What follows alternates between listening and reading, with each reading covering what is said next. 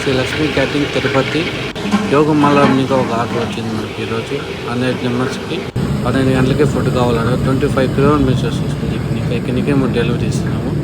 So ఈ విధంగా మన ఇచ్చినంత విధంగా ఉంటుంది. దొండకాయ కాజు ఫ్రై ఇది. పకోడా అనేది కోటింగ్ వేసి పకోడా వస్తుంది, కోటింగ్ వేయకుండా ఫ్రై వస్తుంది. ఇది రసము, పప్పు రసము, ఆంధ్ర స్టైల్లో పప్పు రసం. ఇది వచ్చి సాంబారు. ఇది వచ్చి మసాలా సాంబార్ కావాలన్నారు.